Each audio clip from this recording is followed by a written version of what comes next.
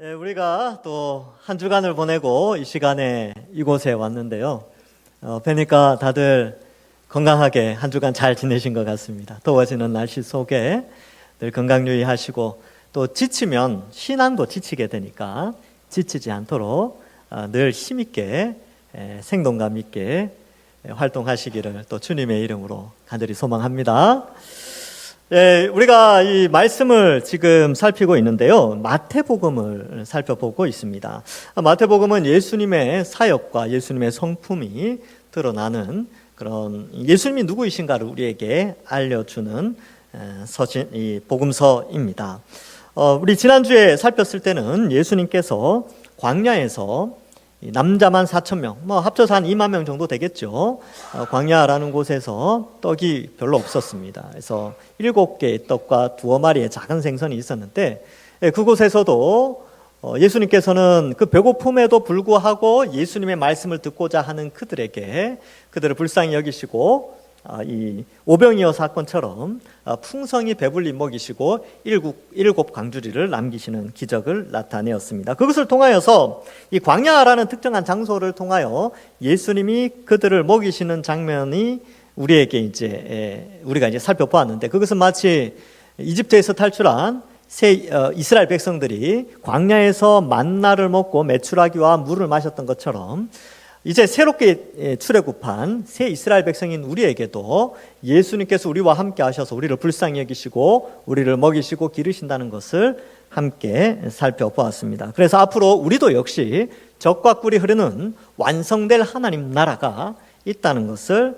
알려주고 예수님을 의지할 것을 지난 시간에 살펴보았습니다. 그래서 15장 끝에 보면 이 칠병이어 사건 후에 예수님께서 무리를 보내시고 배에 올라 마가단 지경으로 가시게 됩니다. 그래서 남쪽 지역으로 이동을 하시게 되지요. 이 마가단 지역에서 오늘 이 바리새인과 사두개인들을 만나서 대화하는 장면이 나오는데 마가단이 어딘지 잘 모르시겠죠. 그래서 지도를 준비했습니다. 지도를 보시면요. 저기 북서쪽 있죠?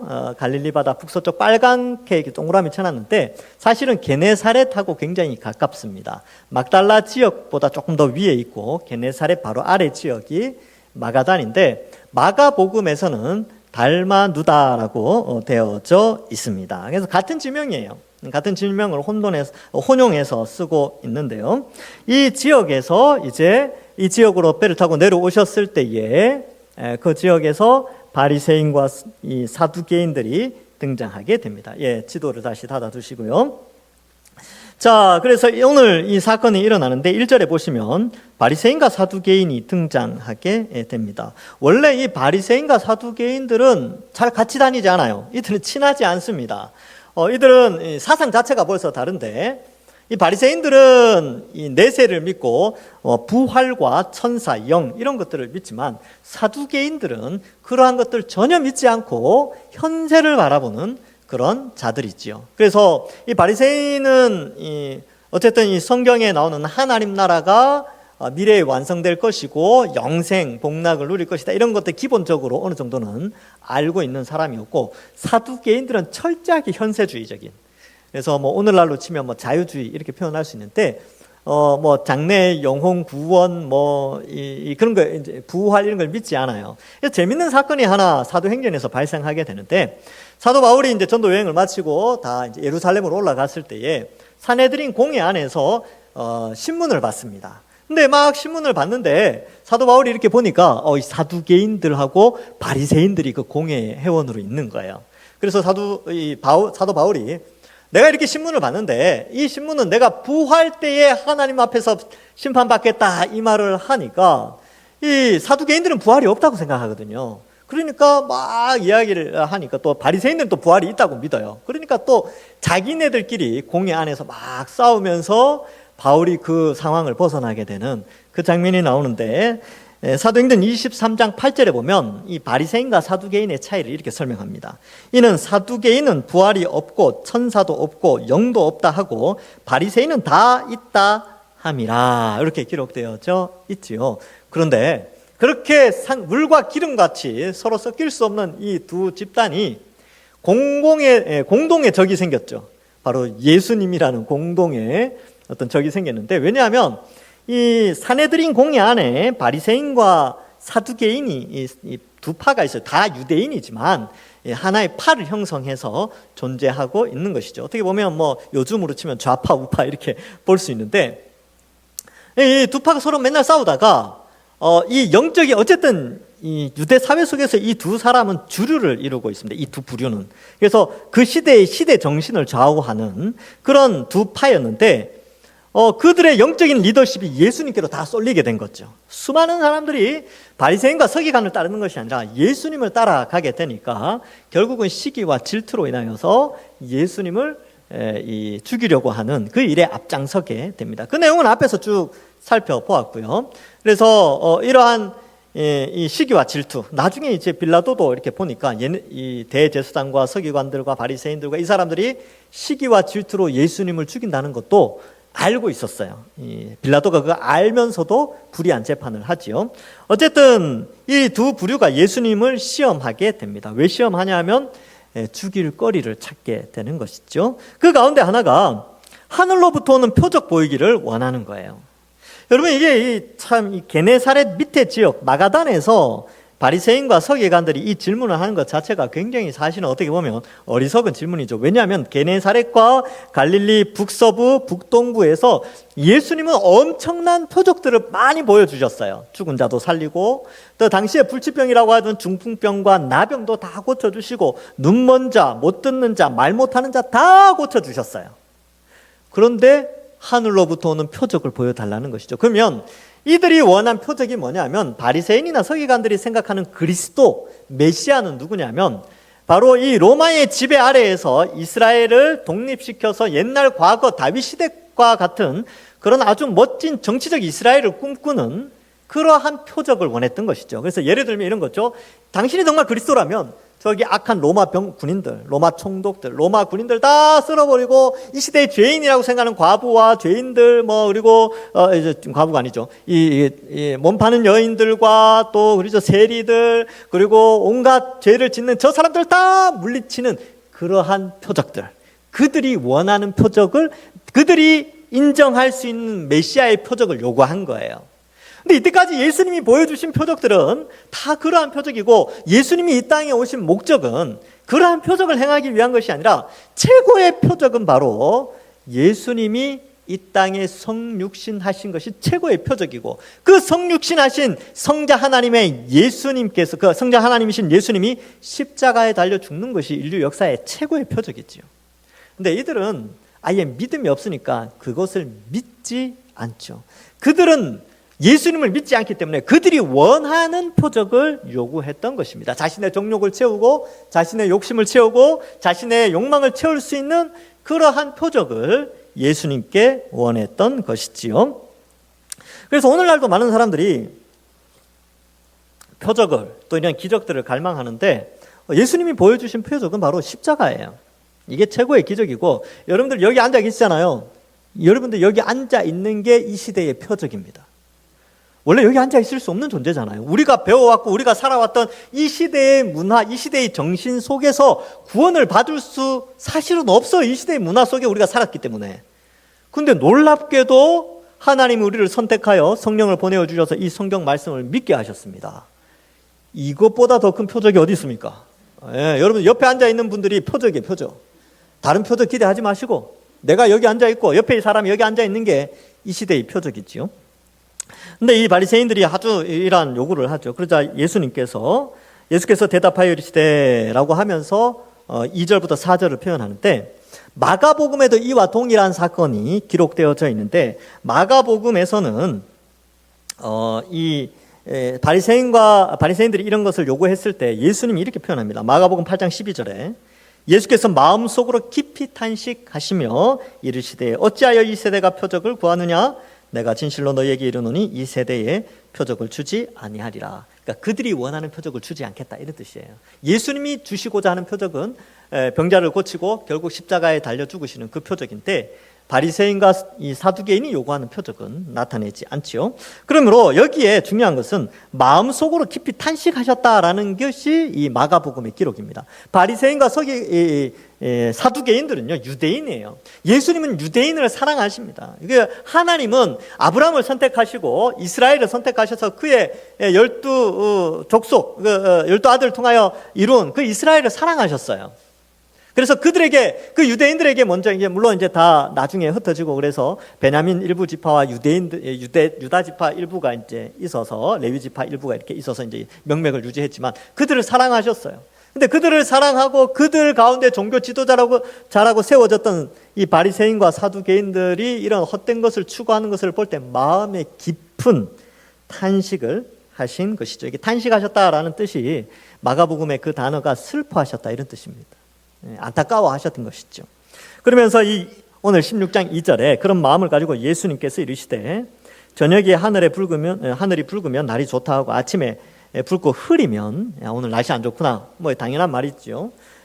배봉산 꼭대기 올라가셔서 태양이 지는 것을 보신 적이 있습니까? 이 남산 주위로 여기 저쪽에 무슨 북한산인가요? 도봉산인가? 하여튼 그쪽으로 해가 탁 지는 모습, 깨끗한 하늘에 그 해가 탁 떨어진 거 황금 노을. 우와, 정말 멋있습니다. 날씨 좋은 날만 볼 수 있어요. 오늘 저녁에 다 모이시는 거 아닙니까? 올라갔는데 다 막 있고 그런데. 그러면서 이제 날씨가 좋겠구나 이렇게 판단한다는 거죠. 근데 아침에 이제 눈을 딱 뜨는데 이제 해가 뜰 때가 됐어요. 근데 해가 또 오르는데 구름이 많이 끼어 있으면 오늘 날씨가 안 좋겠네라고 판단을 한다는 거예요. 이게 일반적인 것이죠. 이제 우리나라 사람들 같은 경우는 조금 다르게 표현하죠. 아침에 일어났는데 아이고 깨야, 아이고 무릎이야, 오늘 비가 오려나 그런다는 거예요.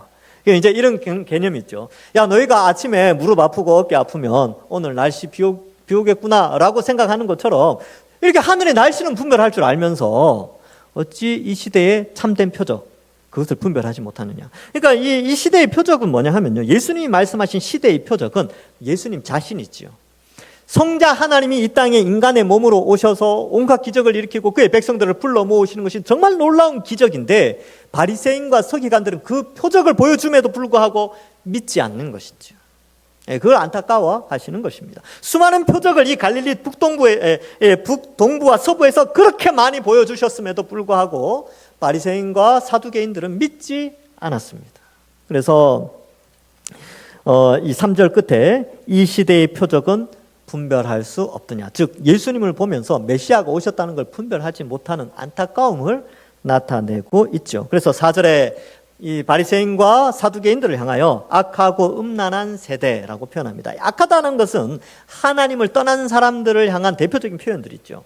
그래서 윤리적으로 착하고 윤리적으로 볼 때, 이 사회적으로 볼 때 저 사람 참 착해 이 개념이 아니라 하나님을 대적하고 하나님을 믿지 않는 모든 자들은 인간의 윤리적 기준과 상관없이 다 악한 것을 의미합니다. 그래서 바리새인과 사두개인들 아무리 종교적 지도자로 있지만 예수님을 믿지 않고 하나님에 대한 진리를, 교훈을 왜곡하는 그들은 다 악한 자들입니다. 음란한 세대라고 표현한 것은 이 구약적 표현에 보면 이 하나님과 이스라엘 백성 간의 언약 관계, 즉 이 결혼과 많이 비유하는데 호세아에서 잘 나타나고요. 또 어떤 신학자는 그 시내산에서 하나님과 이스라엘 백성 간의 언약을 결혼식 비유와 연결해서 표현하기도 합니다. 그래서 이 음란하다라는 것은 남편된 하나님, 예수님을 버리고 다른데, 즉 우상과 이 세속 사회에 빠져 사는 사람들을 음란한 세대다라고 이 영적으로 표현하게 되는데, 지금 바리새인과 사두개인들이 바로 이 음란한 세대, 하나님을 버리고 자기 정욕과 욕심을 따라 자기를 우상으로 세워 살아가는 이들을 음란한 세대다라고 표현하는데, 그 세대가 자기 욕심을, 자기 정욕에 필요한 표적을 구하게 되는 것이죠. 그래서 예수님이 보여주시는 표적과 악하고 음란한 세대가 요구하는 표적이 다르게 됩니다. 그것을 구하지만 예수님이 보여줄 표적은 요나의 표적밖에 없다. 이것을 설명하는데, 요나의 표적이 뭡니까? 여러분, 요나의 표적은 인류 역사, 성경의 인류 역사는 6,000년 정도 되는데 이 6,000년 역사 속에 유일무이한 놀라운 기적이 요나의 표적에 나타납니다. 그게 뭐냐면, 요나가 니느웨 성에 가서, 이 니느웨가 워낙 커가지고 그 길이 3일 동안 걸어야 니느웨를 다 걸어갈 수 있어요. 그런데 하루길 메시지를 하루 전했는데 온 성이 회개합니다. 거기에 이제 요나서에 보면 좌우를 분간하지 못하는 자가 12만 명이다라고 되어 있는데, 일반적으로 좌우를 분간하지 못한다라는 이 관용어는 무엇을 의미하느냐 하면 보통 어린이를 표현합니다. 아이들, 만 14세 이전의 어린 아이들을 이 좌우를 분간하지 못하는 자 이렇게 표현하는데, 그래서 제가 이제 책을 요나서를 연구해 보니까 대부분 어린이로 이해를 해요. 그러면 고고학적으로 봤을 때 옛날 니느웨 성, 그렇죠? 그 니느웨 성의 인구를 보통 50만에서 60만으로 봅니다. 그래서 50만에서 60만 되는 인구가 이 하루 선포한 메시지로 온 성이 다 회개하는 역사가 일어난 건데, 예수님이 보여줄 표적은 그거밖에 없다는 거예요. 즉 말씀으로 수많은 사람들이 하나님 앞에 회개하는 이 표적이 이 시대의 표적이다. 그래서 우리가 여기 앉아 있는 거 있잖아요.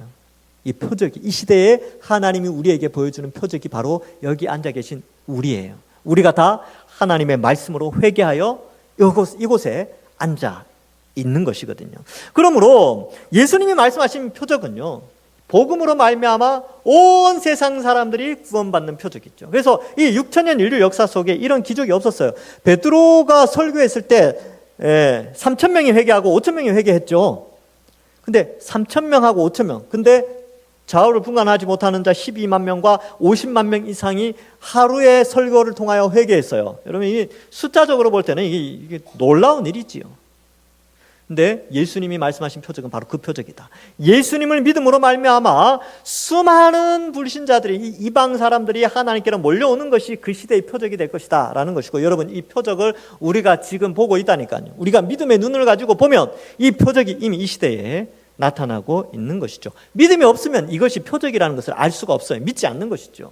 교회가 생겨나지고 또 수많은 민족들이 예수 그리스도의 십자가 복음을 믿고 하나님 백성이 되는 것이 우리에게는 표적으로 다가오지만, 믿지 않는 자들에게는 그게 표적으로 보여지지 않는 것이죠. 그런 표적 말고, 예수 믿고 구원받는 그런 표적 말고, 야, 너희가 정말 하나님이 있다면 우리가 이해할 수 있는 표적을 보여달라. 뭐가 그죠? 하늘에서 천사가 내려온다든지, 뭐가 이제 사람 몸에서 광채가 난다든지, 뭐 그러한 신비한 것들을 자꾸 요구한다는 것이죠.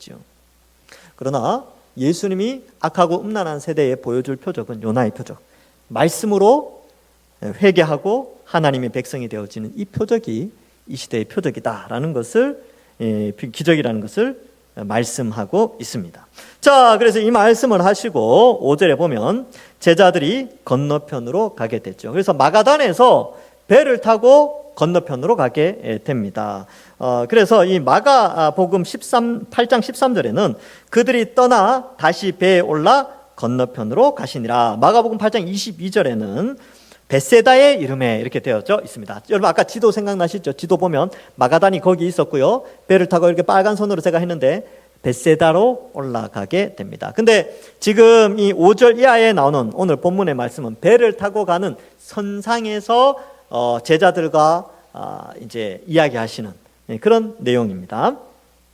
그런데 이 마가단 지역은요, 앞서서 이 마가단에서 배를 타고 가시는데, 이 사건이 있기 바로 직전에 칠병이어 사건이 있었죠. 그래서 떡 7개 하고 생선 2마리로 4,000명을 먹인 사건 다음에 지금 이 마가단에서 바리새인과 서기관들과 이야기하고 바로 배를 타고 간단 말이죠. 근데 어디로 가느냐가 중요한데 벳세다로 가요. 벳세다는 어떤 곳이냐면 오병이어 사건이 일어났던 곳입니다. 아까 지도에 보면 벳세다 평원이 있었죠. 그렇죠? 거기에는 이제 녹지가 있고 잔디들이 많았어요. 그래서 그러한 지도에 보면 나오죠. 그렇죠? 벳세다는 오병이어 사건이 있었던 곳이에요. 그러니까 지금 칠병이어 사건과 오병이어 사건 사이에 배를 타고 가시면서 이 5절부터 12절 사이에 대화가 오고 가고 있는 것입니다. 그래서 이제 배를 타고 가는데 떡 가져가기를 잊어버렸어요. 제자들, 떡이 없다. 근데 마가복음에 보면 떡이 한 개가 있었어요. 한 개. 전혀 없었던 건 아니고 하나가 있었어요. 제자들이 가진 한 개죠. 근데 거의 없는 것과 마찬가지지요. 그래서 예수님께서 이르시되 삼가 바리새인과 사두개인들의 누룩을 주의하라 하시니, 이 누룩은 떡에 들어가는 이스트죠. 그래서 떡을 이렇게 부풀리는, 밀가루를 부풀리는 그런 역할을 하게 됩니다. 그래서 예수님이 갑자기 바리새인과 사두개인의 누룩 이야기를 하니까 제자들이 지금 상황은 어때요? 떡 챙기는 거 잊어버렸어요. 왜요? 그 전에 이제 7 광주리가 남아 있었는데 그걸 좀 챙겨올 수 있었는데 그걸 못 챙긴 거죠. 예. 그래서 이제 제자들이 이 떡이 없는데, 근데 갑자기 예수님이 누룩 이야기하니까 이 떡 이야기 하시나 보다. 그래서 뜨끔했겠죠. 뜨끔해서 우리가 떡이 없네. 예, 이렇게 이야기를 합니다. 그러자 예수님께서 8절에 예수께서 하시고 이르되 믿음이 작은 자들아. 지금 예수님은 떡을 이야기하는 것이 아니고 바리새인과 사두개인들의 누룩, 이 누룩이 11절에 보면, 끝에 보면 12절에 바리새인과 사두개인들의 교훈을 의미한다는 것을 나중에 깨닫게 됐지요. 그렇지만 예수님께서 이 누룩을 조심하라라고 하고, 이것이 그들의 교훈임을 그들이 깨닫지 못함에 대해서 예수님이 그들에게 믿음이 작은 자들아라고 그들을 훈계하고 있는 것입니다. 그런데 여러분, 여기에는 믿음이 작은 자들아 이렇게 해놨지만 마가복음에는 아주 세게 이야기하십니다. 마가복음에는요, 이 마가가 이제 좀 제자들에 대해서 좀 아주 신랄하게 좀 기록을 해놨어요. 어떻게 기록했느냐? 마가복음 18장 17절과 18절에 그 중간 내용에 보면 아직도 알지 못하며 깨닫지 못하느냐? 너희 마음이 둔하냐? 너희가 눈이 있어도 보지 못하며 귀가 있어도 듣지 못하고 또 기억 못하느냐? 기억하지 못하느냐? 6가지로 막 제자들에게 지금 떡 하나 가지고 막 떡을 못 챙겨가지고 막 걱정하고 있는 그들에게 막 혼내시는 거예요. 믿음이 작은 자들아. 그것도 그럴 만한 게 지금 떡 문제로 인하여서 어떤 상황이냐면 7병이어 사건과 5병이어 사건이 일어났던 그 사이에 이동하고 있거든요. 그런데 지금 떡 하나 가진 거, 떡 하나밖에 없는 거 가지고 지금 막 고민하고 막 그러고 있으니까 예수님이 답답한 거예요. 떡 하나만 있어도 예수님이 축사하시면 몇천 명을 먹이는데 아직도 그 예수님의 놀라운 보호하심과 사랑과 배부르게 하심을 금방 잊어버리니까 아직도 기억 못하느냐 이렇게 하면서 이야기를 하니까 이제 예수님 좀 답답하신 것이지요. 그래서 여러분, 우리도 마찬가지입니다. 여러분, 사실 우리가 배부를 때 하나님께 감동하기도 하죠. 하나님 날 채워주시는구나, 배부르게 하시구나, 병 고쳐주시구나, 이럴 때도 우리가 참 감동하지만 배고플 때도 있어요, 예수님 믿을 때. 그래서 우리가 예수님 믿을 때 배가 고프지만 몸이 아프지만 그래도 끝까지 말씀 듣기 위하여 예수님을 따라가는 것을 예수님이 귀하게 여기시고 불쌍히 여기시고 우리를 도우신다고 지난 시간에 우리가 살펴보았습니다. 그래서 그러한 가운데에도 우리가 예수님을 믿는 믿음이 있어야 되는데 이 제자들이 이제 걱정 근심을 하는 것이죠. 그러니까 여러분 잘 보세요. 때로는 예수님 믿는 것 때문에 배고프기도 하고 아프기도 할 때 그때 낙심해서 주님은 없어, 나 이제 신앙생활 못하겠어, 그러면 이 제자들과 비슷한 모습이라는 거죠. 근심 걱정하면. 그러니까 믿음이 작다라고 이게 믿음이 없다라는 게 아니라 믿음이 작은 자들아, 이때까지 내가 보여주었는데 너희와 함께하면서 책임져주고 불쌍히 여겨주고 앞길 책임져 줄 텐데 그걸 믿지 못하고 지금 걱정 근심하고 있구나라고 안타까워 하시는 모습을 보여주고 있는 것입니다. 그렇다면 바리새인과 사두개인의 누룩, 그들의 교훈이 뭐냐 하면 이들의 교훈은요, 그 시대의 시대 정신이었어요. 유대 사회 속에서 그 유대 사회를 지배하고 있는 모든 가치관과 윤리와 이런 것들이 다 이 바리새인과 사두개인에 의하여서 결정되어졌어요. 그 시대의 시대 정신이 이들의 교훈을 통하여서 나타났습니다. 그래서 바리새인들은 어떠한 가치관을 가지고 있었냐 하면요, 이들은 형식주의였죠. 그래서 이 형식을 보고 거룩을 평가하고 말씀을 중심으로 한 올바른 해석으로 신앙을 유지해오는 것이 아니라 그들은 형식을 통하여서 자신을 자랑하고 자신을 높이는 이 신앙을 형식주의로 자기 자랑으로 바꾸어 변질시켜버린 그러한 가치관을 가지고 있는 자들이었습니다. 그들은 적극적으로 하나님을 대적하고 예수님을 대적하는 가치관을 가지고 있었던 것이죠. 그래서 종교를 타락시켰습니다. 신앙을 타락시켰어요, 이 바리새인들이. 그러면 사두개인들은 어떤 자들이냐? 이들은 더 심한 자들이에요. 이들은 미래를, 하나님 나라를 철저하게 현세적으로만 생각하고 천사나 영이나 부활 이런 것들 다 부정하고 현재 잘 먹고 잘 사는 것에 집중합니다. 그래서 일종의 기복주의 같은 것이죠.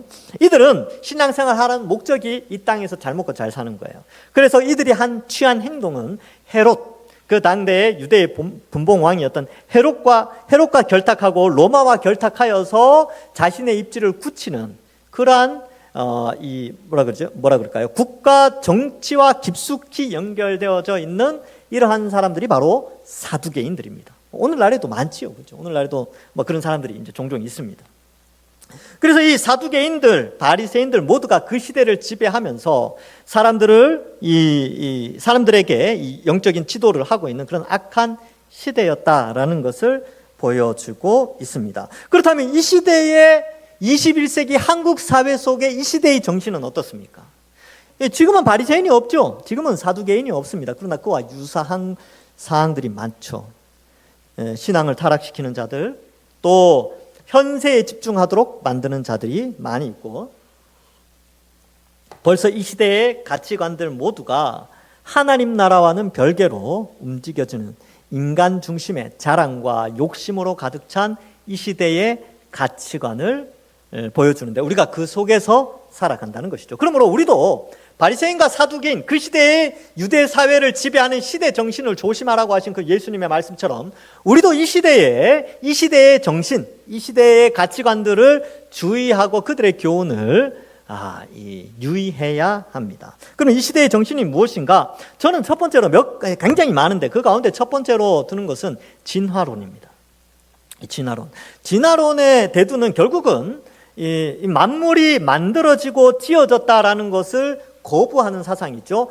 만들어지고 지어졌다라는 것이 아니라 우연히 생겨났다, 그저 발생했다라는 것으로 그렇게 추구하는 이유는 하나님을 해야만 하기 때문에 그렇습니다. 왜냐하면 그들은 신을 부정하죠. 하나님을 부정하기 때문에 그러한 신을 부정해야 하는데 이 지구의 탄생과 우주의 탄생을 설명해내야 되거든요. 그러니까 어때요?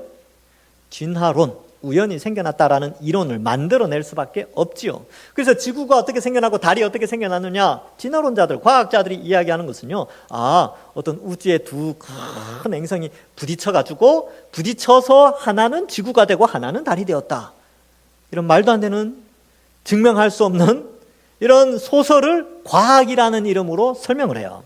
그게 과학이래요.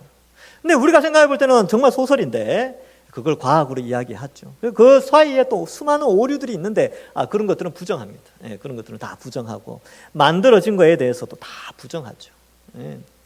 그리고 이런 층층 이렇게 이야기하는데 석탄이 이렇게 사실 그 1980년도에 미국에서 폭발한 세인트 헬레나 화산 그걸 통하여서 석탄이 굉장히 짧은 시간 안에 만들어질 수 있다는 것을 많은 이제 불신자라도 그 학자들이 그걸 이제 이야기를 하고 있어요. 그건 이제 제가 여기서 자세하게 설명할 수 없지만 어쨌든 이런 진화론의 신화, 이 진화론도 하나의 신화거든요.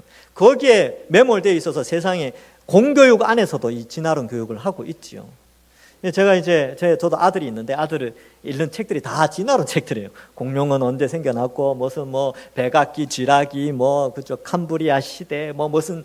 근데 제가 이제 한 번씩 이야기하는 게 이것은 예수님을 믿지 않는 자들이 만들어낸 이론이다. 우리가 예수님 믿고 하나님이 이 세상이 만들어졌다면 그렇게 해석하지 않고 성경대로 해석해야 된다. 그러니까 이제 어릴 때부터 이 싸움이 치열한 거죠. 이 시대 정신은 하나님을 부정하는 교육이 아주 공고하게 자리 잡고 있는 시대에 있습니다. 두 번째로는 민주주의입니다. 목사님 좌파 아닙니까? 이렇게 생각하는데 여러분, 저는 공산주의는 철저하게 경멸합니다. 공산주의 안에는 신 자체를 완전히 부정하죠. 그래서 이 공산주의 안에 유물론이기 때문에 어떤 영적인 존재를 철저하게 부정하기 때문에 공산주의는 아예 있어서는 안 됩니다. 그런데 왜 민주주의를 제가 부정적으로 보느냐 하면 민주주의는 어릴 때부터 자기 주권 사상을 강조시켜요. 자기 주권 사상이라는 건 뭐냐 하면 세상의 중심에 자기의 의사결정이 굉장히 중요하다는 것이죠. 이러한 사상이 공고해지면요, 어떠한 무언가에 순종하고 따르고 펠로우십이 약해집니다. 그러니까 뭘 의미하냐면 성경에서 말하는 하나님 나라는 철저하게 신정이요 왕정이거든요. 그러면 신정과 왕정 아래의 백성으로서의 순종하는 삶, 왕을 인정하고 하나님을 인정하는 그러한 신본 중심의 사상이 굉장히 약화되는 것이 민주주의 사회예요. 그래서 자신이 왕이 되어져서 자기 주권, 자기 결정권 이런 것을 굉장히 강조하는데, 그래서 나중에 어떻게까지 가냐면 하나님을 믿는 것은 너의 선택에 달렸다. 이게 이제 민주주의 사회 속에서 이야기하는 거죠. 그래서 내가 예수를 믿든 안 믿든 당신이 관여할 바가 아니고 그건 내 결정권이다라고 생각을 해요. 그래서 전도하고 또 복음을 전하고 이러한 권면하는 전도하는 것에 대해서 굉장히 부정적인 인식이 강하게 자리 잡는 것이 이 사회가 되는 것이죠. 그리고 우리도 마찬가지입니다. 우리가 성경을 읽을 때에 순종해야 된다, 복종해야 된다, 이 개념이 굉장히 약합니다. 그래서 성경은 그렇게 말하지만 그러나 내가 판단하겠다, 이렇게 이제 생각하는 거죠. 이러한 뭐라 그럴까요? 자기 주권 사상이 강한데, 성경에서는 자기 주권이 아니라 예수님 주권 사상이에요. 예수님을 주로 고백하죠. 하나님을 주라고 고백하는 것이 중요한데, 민주주의는 제가 볼 때는, 저는 그렇게 생각해요. 인간이 만들어낸 정치 체제 중에서는 가장 좋은 방식입니다. 그러나 거기에 있는 한계, 신앙을 가진 우리로서의 가진 한계가 있다라는 것이죠. 물론 민주주의를 통하여서 우리는 얼마든지 종교의 자유를 누리면서 신분을 극복하여서 이러한 혜택을 누리지만, 그러나 그 가운데서도 이런 문제점은 있다는 것을 우리가 알고 넘어가야 되는 것입니다. 공산주의는 거론할 가치가 없을 만큼 잘못된 것이기에 제가 거론하지 않겠습니다. 다음 자본주의입니다.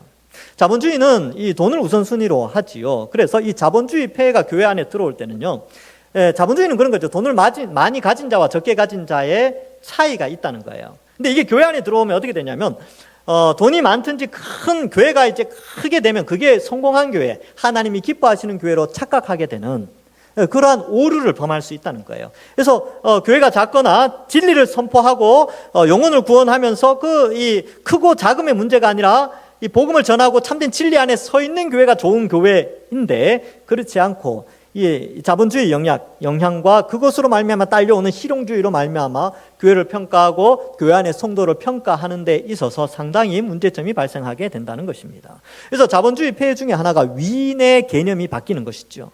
과거에는 위인 그러면 도덕적 선과 겸양, 그리고 높은 교양과 또 높은 이런 그 수준의 어떤 그러한 겸양이 갖춰야 되는데, 오늘날의 위인은 돈 많이 버는 사람이에요. 그래서 돈 많이 버는 사람이 위인으로 이렇게 인정되어지는, 그들의 도덕적 선과 이런 건 상관없이 얼만큼 그가 많이 가졌느냐에 의해서 많은 사람들이 그를 추종하고 그가 쓴 자서전을 따라하고 읽고 그런 시대가 되어버린 것이죠. 그래서 교회 안에서도 마찬가지입니다.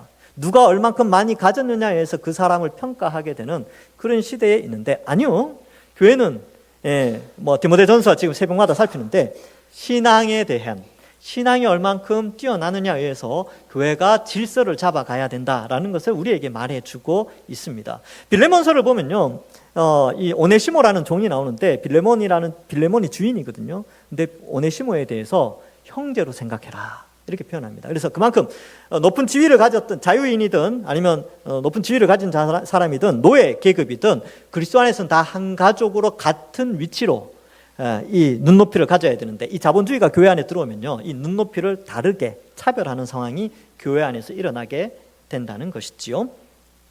다음으로는 신비주의입니다. 이 신비주의는 수많은 이단들을 만들어냈지요. 그래서 표적, 여기 나오는 이제 바리새인과 사두개인들의 어떤 그런 표적과 같은 욕심을 채우는 신비주의를 요구해요. 근데 진짜 표적은요, 예수 그리스도의 십자가라니까요. 그 십자가로 말미암아 지금 전 세계의 교회가 세워져 있잖아요. 놀라운 기적 아닙니까? 얼마나 많이 없애려고 노력을 했습니까? 교회를 없애려고. 그러나 없어지지 않죠. 놀라운 기적이죠. 근데 이 신비주의자들은 뭔가를 체험해야 되고, 뭔가를 경험해야 되고, 뭔가를 봐야 되고, 꿈이나 이런 걸 통해 자꾸 이런 것들을 추구하게 해서 진리에서 벗어나게 하니까 이러한 것들도 문제가 발생하게 된다는 것이지요. 이러한 것들을 우리가 조심해야 하고요. 가장 위대한 표적은, 위대한 것은 예수님의 십자가다, 이것을 우리에게 말씀해 주고 있습니다. 여기서 이제 한 가지 더 이제 이 시대의 시대 정신을 극복해야 되는 것 중에 하나가 이런 것들이 있는데, 그 중에 이제 오늘 본문에서 한 가지 조금 더 생각해 볼 것은, 제자들은 떡 하나로 인하여 근심 걱정했어요. 그렇죠? 계속 그 모습을 보여줬습니다. 우리도 마찬가지죠. 여러분, 우리가 눈에 보이는 떡 하나만 보면 다 근심합니다. 여러분들 현재의 위치 속에서 이 시대의 시대 정신 아래에서 우리의 가진 것들, 우리의 가진 건강과 가진 재물과 우리의 자녀들 보면 근심 걱정이 있을 수 있지요. 그러나 이 시대에도 예수님은 동일하게 우리에게 말씀하십니다. 오병이어 사건과 칠병이어 사건을 기억하게 하시면서, 이 시대 가운데 예수님을 믿고 예수님을 바라보고 살아가는 자는 예수님이 그들을 불쌍히 여기시고 그들의 인생을 책임져 주신다. 그리고 그들을 광야와 같은 인생, 풍랑이는 파도와 같은 인생 가운데 있지만 그 구약의 이스라엘을 광야에서 약속의 땅으로 인도했던 것처럼 우리를 주님의 재림으로 완성할 하나님 나라로 인도해 주신다는 사실을 우리가 기억하기를 원하십니다. 아무쪼록 여러분, 이 시대 정신에, 이 시대의 가치관에 물들지 말고 이 성경의 가치관 아래에서 성경적 가치관을 가지고 예수님 믿고 이 땅을 살아가시면 우리의 믿음이, 여기 나오는 믿음이 적은 자야가 아니라 믿음이 강한 자는 어떤 자겠습니까? 떡 하나만으로, 그렇지만 내 염려와 걱정과 근심 다 하나님께 맡기면 하나님이 책임져 주십니다 라는 그 믿음이 큰 자로서 우리가 이 땅을 살아가야 하는 것이죠. 말씀을 맺습니다. 여러분, 떡 하나 가진 것 때문에 좌절하고 있습니까? 그러면 이렇게 기도하십시오. 하나님, 제가 부하지도 가난하지도 않게 선하게 인도해 주십시오. 그래서 이 시대에 어쩌면 이 떡 하나만으로 부족함을 느끼고 불안해하는 인생 가운데 아굴의 잠언이 참 필요한 시대가 아닐까, 이런 생각도 해봅니다.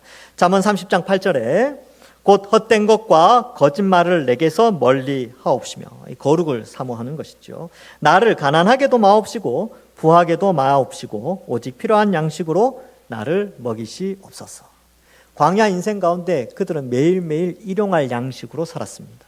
그래서 예수님도 일용할 양식을 주옵시고 이렇게 기도했죠.